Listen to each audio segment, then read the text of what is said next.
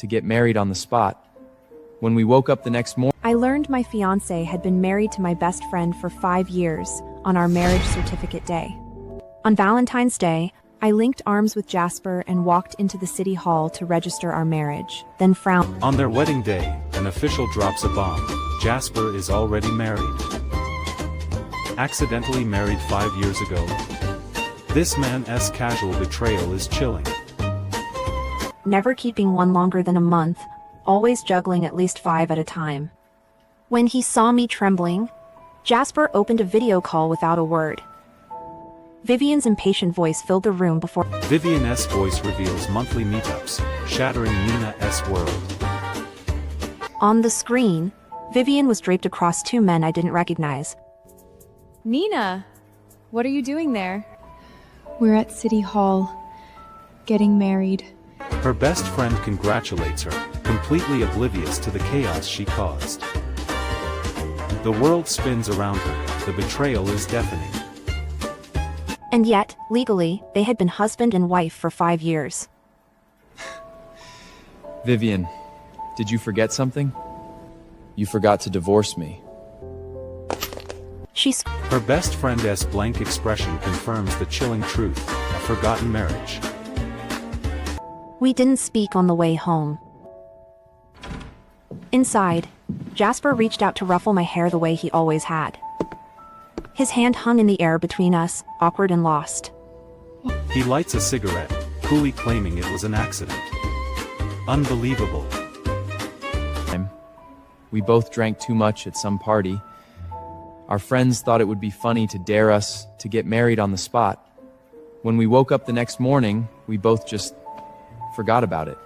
The truth makes her sick to her stomach. Her world is falling apart. A monthly meetup? The depth of their deception is truly staggering. When was the last time? The 17th, last month. The 17th, our anniversary. I had taken the day off work. I baked a cake by myself and burned my hand on the oven rack. Then his text came, working late, so sorry. I waited from morning until the sun went down. In the end, I ate the cold dinner alone at our table. Her tears flow like a river, but his comfort feels like a cruel joke. His excuses are suffocating. Her rage finally erupts. Get out! Get out, Jasper, you make me sick! A shard of glass sliced past his temple. Okay. Calm down. There is nothing going on between me and... He dismisses her pain, promising a divorce. She just laughs, a broken laugh. I laughed until the room spun, until the tears wouldn't stop. When I came downstairs the next morning, Vivian was curled up on the couch. Nina, you're up early. Did I wake you? She was Vivian, the best friend, still has a key. The audacity is sickening. turned over and over. I couldn't stop the thoughts. How many times had they been here, in this apartment, while I was away? Every time Jasper said he was working late, was he here, with her, in our home, arms around the toilet? When I finally managed to stand, Jasper and Vivian were in the doorway, side by side, wearing the exact same worried expression. I laughed, short and sharp, like something tearing. They even looked like a couple. Vivian's brow creased. She kicked Jasper hard in the shin. I trusted you to take care of her. This is what you call taking care of her? Since when is she yours to guess it? Since when is she yours to give away? Keep it up, and I'll take her back overseas. You'll never see her again. They were off, the two of them trading blows like they'd been doing their whole lives. Except I was supposed to be the subject of this conversation. They argue over her like a possession, completely ignoring her presence.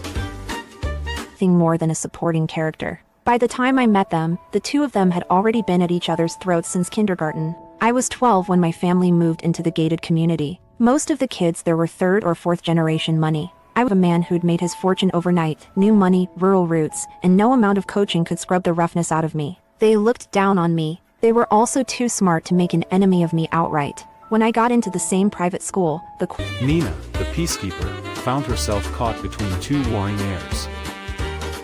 Neighbors and business partners. Even a childhood betrothal once, a match their parents had called off after Vivian and Jasper's fighting got so bad it couldn't be ignored anymore. The Shaws were the kind of family that never believed in rules, and Vivian had grown up knowing it. Vivian, wild and free, Jasper, rigid and traditional.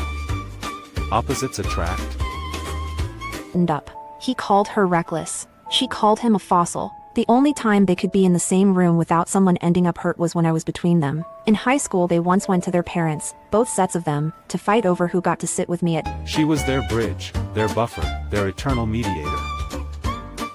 My path through that world had been smoother than it had any right to be. The day Jasper told me he liked me, I called Vivian and talked her ear off until sunrise. She spent the whole night insulting him. The next morning, they both disappeared. Their childhood rivalry was legendary, often ending in bruises and family meetings.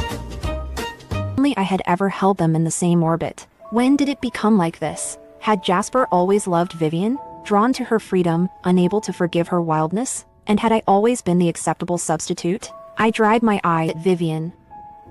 Forgetting to file for divorce for a day, a week, a month? Fine.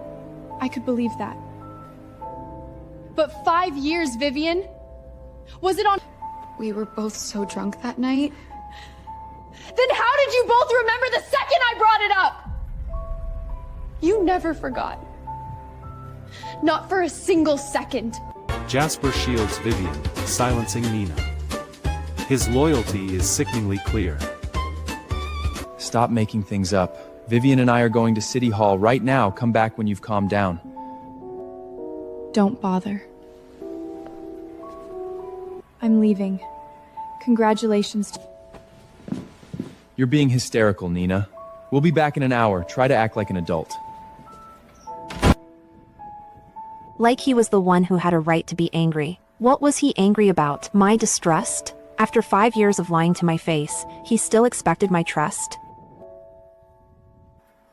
Then I grabbed my bag and went to the biggest bar I could find. All day, my phone never rang once. I came home past midnight, reeking of alcohol. Sound drifted from the guest room, low, breathless, unmistakable. Through the gap in the door, barely open.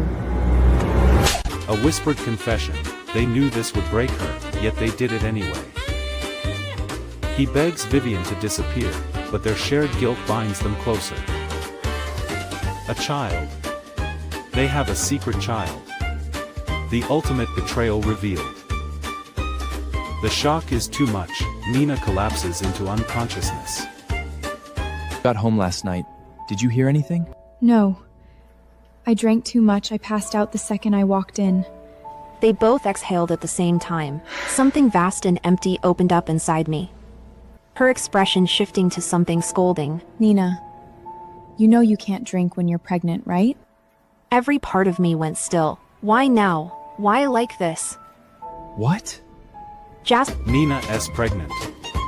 But Jasper S. reaction is shocking. They argue over her baby S. name, completely oblivious to her pain. Daddy, Mommy.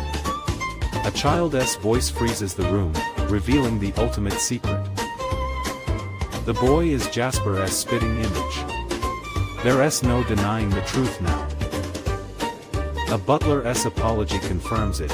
This is their son, Finley. Finley, I told you I'd be back in 2 days.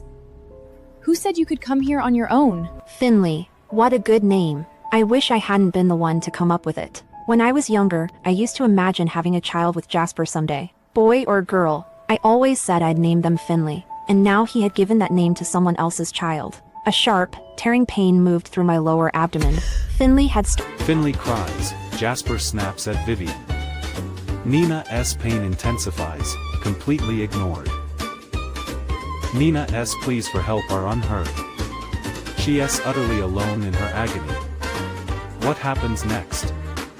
Download our app and search the code to watch the full series now.